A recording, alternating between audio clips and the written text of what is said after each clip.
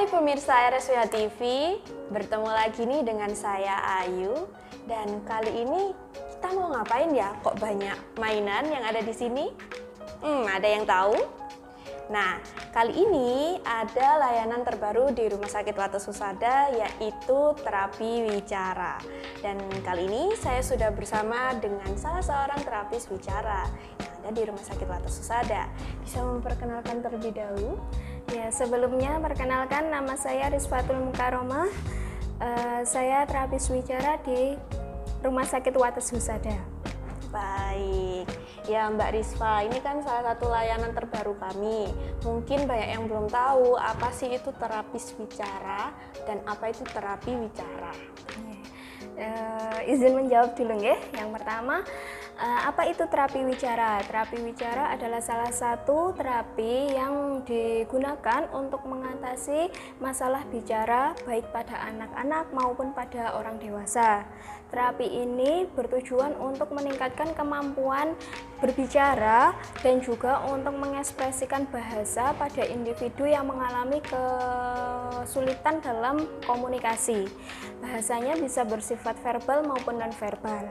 Kalau untuk terapis wicara sendiri adalah orang atau ahli yang sudah menempuh pendidikan terapi wicara dan memiliki STR ataupun SIP ataupun surat izin praktek sehingga bisa melakukan kegiatan terapi wicara.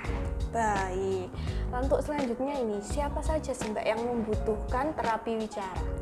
Sebenarnya ada beberapa kriteria gangguan berbicara. Yang pertama ada ketidaklancaran dalam berbicara. Biasanya ini terjadi apabila anak sering mengulang-ulang kata ataupun suku katanya. Jadi seperti anak gagap.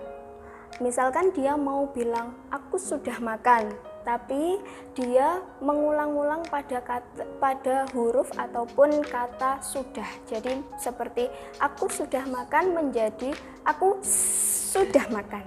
Nah, seperti itu. Yang kedua ada juga gangguan artikulasi atau kejelasan bicara. Jadi banyak sekali anak-anak yang belum bisa mengucapkan huruf L, R, S, itu juga bisa diterapi. Tapi ada usianya sendiri. Jadi misalkan usia 8 tahun belum bisa R, nah itu juga harus segera diterapi. Kemudian yang ketiga ada kurangnya kosakata. Banyak anak-anak yang kesulitan untuk membentuk kalimat karena jumlah kosakata yang dimiliki itu masih kurang. Jadi dia misalkan mau bilang aku mau roti, dia bilangnya aku mau itu karena jumlah kosakata yang dimiliki masih kurang.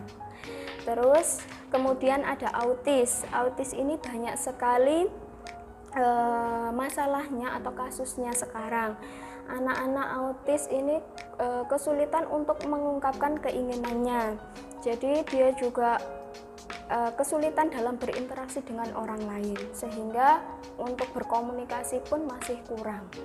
Kemudian ada juga gangguan komunikasi pada pasien dewasa pasca stroke, itu juga bisa diterapi.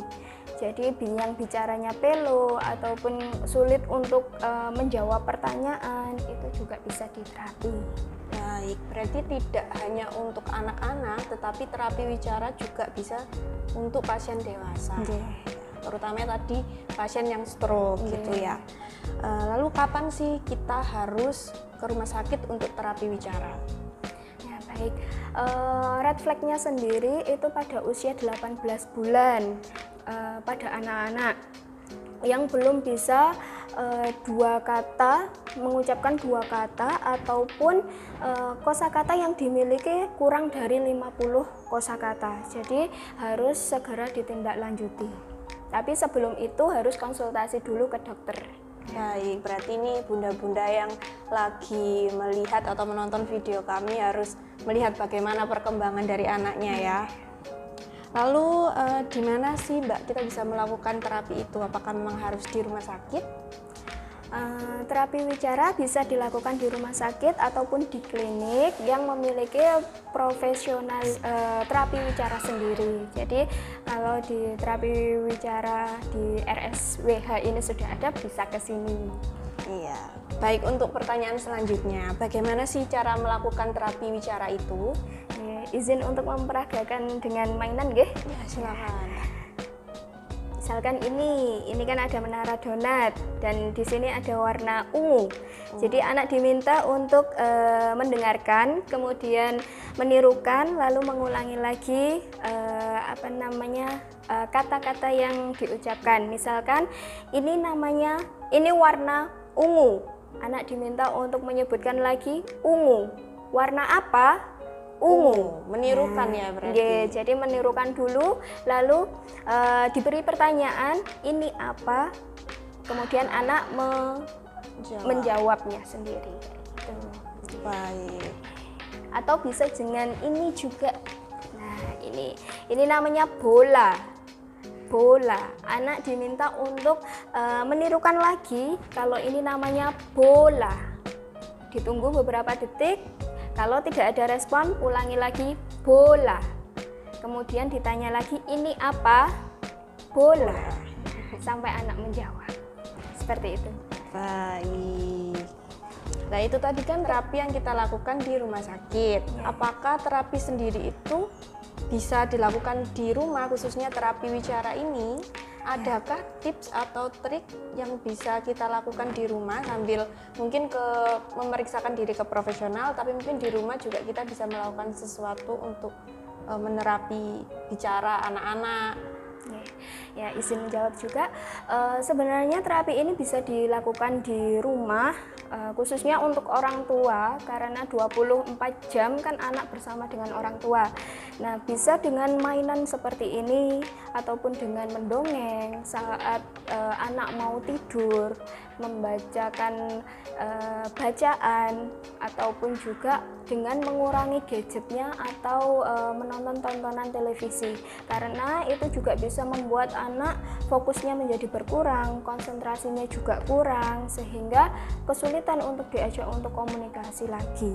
Kalau untuk pasien dewasa, mungkin kalau memang belum bisa makan, nah untuk pengunyahannya yang kurang itu bisa dengan latihan tutup mulut, terus kemudian bisa latihan menjulurkan lidah selama 2 detik, kemudian ditarik lagi, menjulurkan lagi, itu bisa. Jadi bisa latihan juga di rumah. Bisa. Nah, untuk rentang waktu, berapa lama sih terapi wicara ini dilaksanakan? Sampai pasien sembuh kah atau bagaimana? Nah, ini ada beberapa hal yang mempengaruhi untuk tingkat kesembuhannya sendiri. Jadi setiap orang itu berbeda, dipengaruhi oleh usia. Sedini mungkin anak di terapi, mungkin hasilnya akan lebih cepat. Yang kemudian tingkat keparahannya. Kemudian ada juga kondisi medis yang mempengaruhi seperti autisme, ADHD, Down syndrome, ataupun cerebral palsy. Kemudian ada juga dari rutin atau enggaknya dia dalam terapi. Kemudian home program yang telah diberikan dari terapis wicara dilakukan atau enggak di rumah. Nah, itu juga sangat mempengaruhi. Wow, ternyata untuk terapi wicara ini banyak aspek ya yang perlu diperhatikan juga untuk kesembuhan utamanya. Baik, pemirsa RSWH TV, itu tadi video yang sudah kita buat. Jangan lupa apabila pemirsa merasa ada anaknya atau orang tuanya yang sakit butuh untuk diterapi wicara, bisa banget untuk datang ke Rumah Sakit Wates Husada di Poli Rehab Medik. Baik, terima kasih Mbak Rizfa atas waktunya. Sampai jumpa pemirsa di video kita selanjutnya. Salam sehat, Wates Husada.